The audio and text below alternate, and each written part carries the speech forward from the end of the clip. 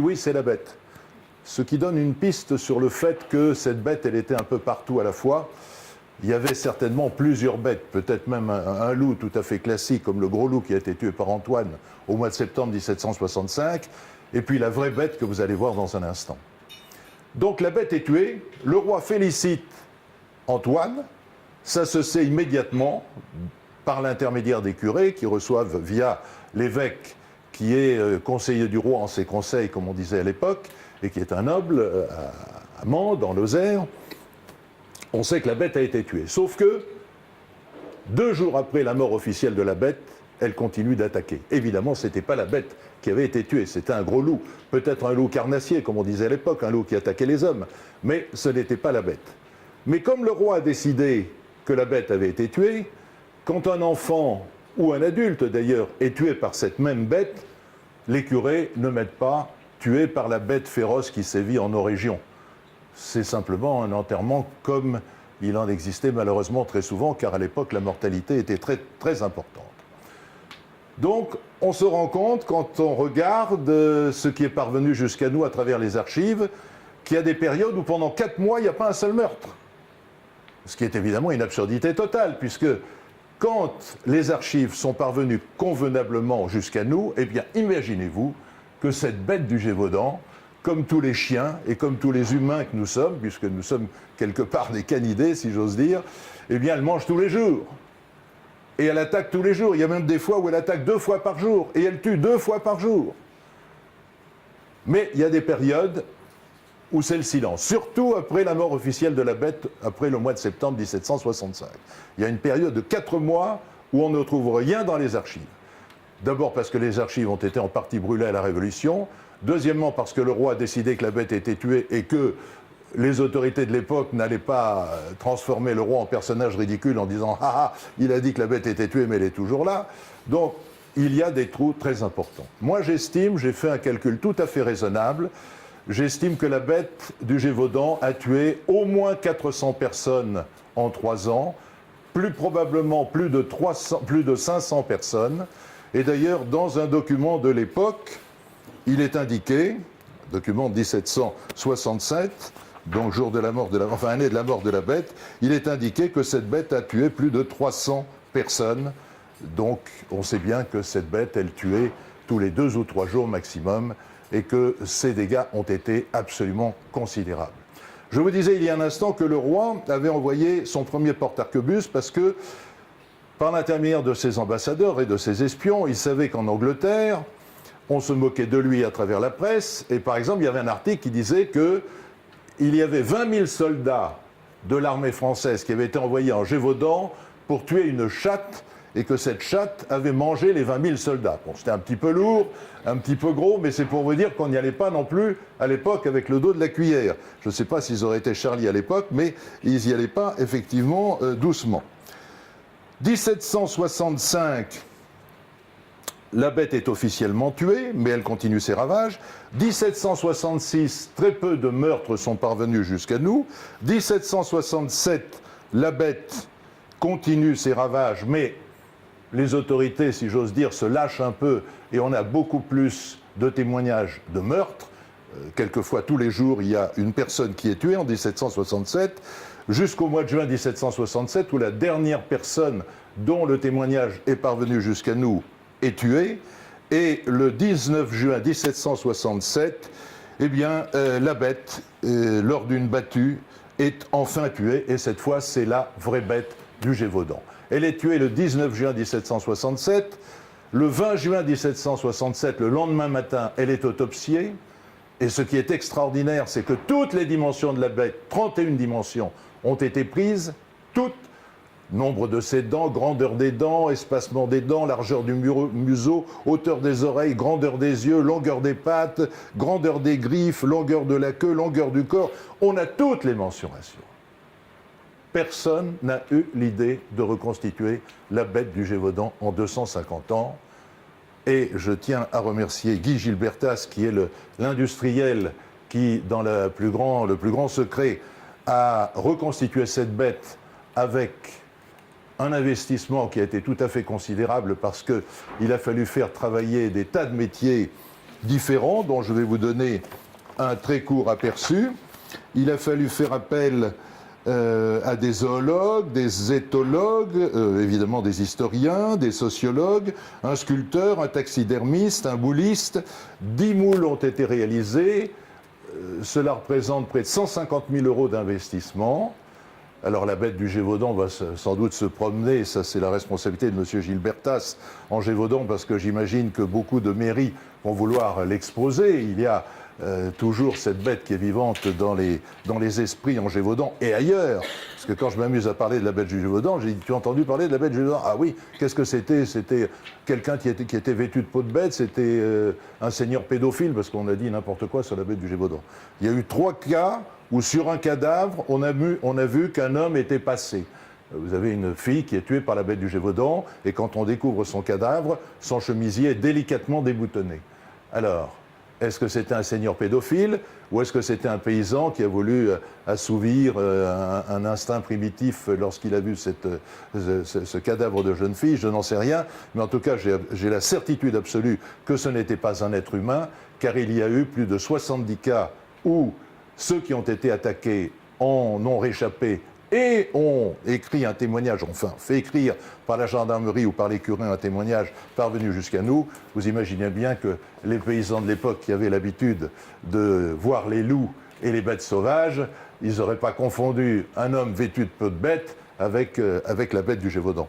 Donc la bête du Gévaudan, c'était vraiment une bête. C'était pour moi un hybride entre ces chiens de combat romains et un loup, mâle-femelle, on ne sait pas lequel était le mâle, lequel était la femelle, car on retrouve tout à fait la forme des chiens de combat à l'avant, des chiens de combat romains, et on retrouve tout à fait à l'arrière, ce que disent d'ailleurs les paysans. Ils ressemblaient aux loups par l'arrière, mais à l'avant, ils avaient un museau de cochon, parce que ce n'était pas le museau fin des loups, et l'hybride est certainement la réponse à la question « Qu'est-ce que c'était que la bête du Gévaudan ?»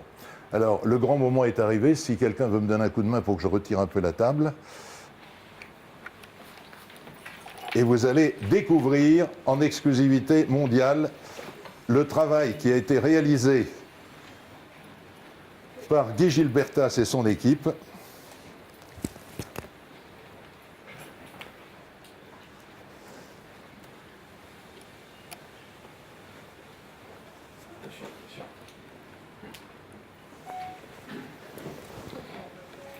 Voilà, au millimètre près, la bête du Gévaudan.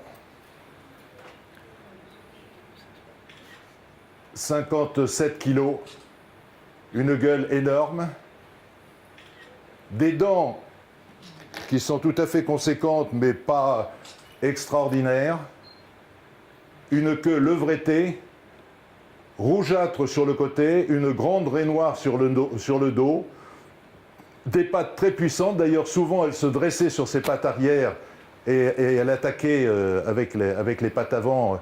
Elle se mettait debout face aux personnes qu'elle attaquait. Mais enfin, imaginez-vous, dans le Gévaudan de l'époque, où les paysans étaient évidemment beaucoup plus petits que vous ne l'êtes, et ils mesuraient 1,50 m à 1,65 m, face à un animal comme ça, dont on voit toute la puissance musculaire, c'était évidemment très impressionnant. Avec une main sous elle pour montrer que c'était quand même un grand prédateur qui a tué certainement plus de 400 personnes, et une langue immense, puisqu'on a toutes les dimensions, encore une fois, de la bête, et la langue faisait, je vais vous dire exactement combien, 30 cm ou 39.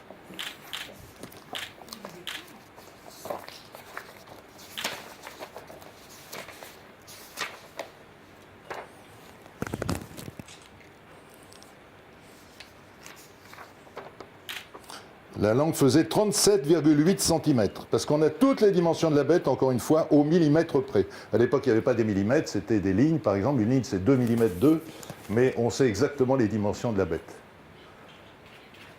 Voilà, enfin, en 2016, la bête du Gévaudan, parfaitement reconstituée, forme, couleur et attitude. Et Guy Gilbertas a fait un superbe travail avec toute son équipe, et je le remercie encore parce que Elle va faire le tour du monde, cette bête. Parce que dans le monde entier, on sait qu'elle existe. Et elle avait des yeux cinabres, ça a été parfaitement reconstitué, des yeux rouges qui faisaient très peur aux témoins parce qu'ils disaient ses yeux étaient rouges, donc on disait que c'était le diable et lançait des éclairs. Et vous voyez, quand les gens disaient qu'elle avait une tête de cochon, évidemment, ce n'est pas une tête de loup, et on sait exactement quelle était la forme de la mâchoire, des dents, etc. Claude, y a-t-il eu des films sur la bête? Des films, il y en a eu pas mal des films sur la bête, avec à chaque fois des hypothèses. Le dernier est assez récent, puisque je crois que c'était le Pacte des loups. Et le Pacte des loups, j'ai même pas envie d'en parler tellement c'est absurde. D'abord, ils l'ont tourné dans les Pyrénées et pas en Gévaudan. Rien que déjà ça situe le sérieux de l'histoire. Deuxièmement, ils ont fait des combats de kung-fu au XVIIIe siècle en Lozère. Des combats de kung-fu. Troisièmement, ils ont mis un bordel à Mende, l'évêque, la ville de l'évêque.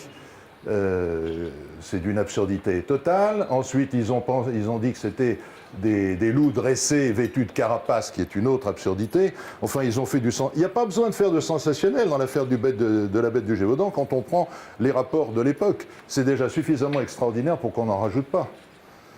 Alors, je vais l'arrêter. Je crois qu'on arrête comme ça. Voilà. Alors, donc, moi, j'ai écrit ce livre aux éditions de l'Archipel où j'explique un petit peu, même beaucoup, en 150 pages, tout ce que j'ai trouvé en 30 ans, et qui permet de dire, 1, la bête, elle vient des plaines centrales après la guerre de 7 ans, 2, elle a tué déjà dans la région du Dauphiné, 3, elle est passée ensuite en Lozère, qui n'existait évidemment pas à l'époque, puisque les départements ont été créés après la Révolution, mais elle est passée du côté de la Lozère actuelle, en Gévaudan, sans doute la nuit en traversant un pont par-dessus le Rhône. Elle a commencé à tuer. Est-ce qu'il y avait plusieurs bêtes? Je ne le pense pas, puisqu'on a trouvé partout, et on l'a mis d'ailleurs, on a trouvé toutes les chevrotines qui ont été tirées, les coups de lancette. Vous voyez ici, il y a des chevrotines.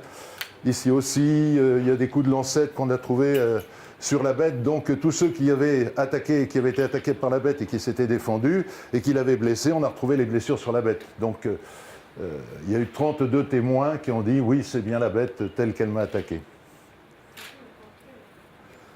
Voilà, je n'ai pas voulu faire long parce que je sais que certains d'entre vous ont des obligations. Si vous avez des questions, j'y répondrai avec grand plaisir. Mais moi, je suis ému de voir cette bête du Gévaudan, après laquelle j'ai couru pendant 30 ans. Et quand Guy Gilbertas m'a dit « Monsieur Bourret, venez voir, j'ai quelque chose à vous montrer », parce que il était venu me voir dans un premier temps en disant « on va reconstituer la bête ». Et puis, je n'ai pas eu de ses nouvelles pendant 6 mois. Et que je suis rentré dans son salon et que j'ai vu la bête, j'ai dit « c'est elle, il n'y a pas de problème », parce qu'à force de lire tous les rapports de l'époque, je la visualisais bien, et c'est exactement ça. Au millimètre près. Il n'y a pas eu de bête recensée après? Non. Dès qu'elle a été tuée, ça s'est arrêté tout de suite. C'était la vraie bête du Gévaudan. Alors que quand le loup a été tué, qui certainement avait peut-être tué des bergers et des bergères, parce qu'on a trouvé, encore une fois, des marques de chevrotines sur son pelage, en septembre 1765, on a mis peut-être sur le compte de la bête ce qui était de l'ordre de ce loup carnassier, mais la bête était toujours là, et elle avait une puissance vitale absolument colossale,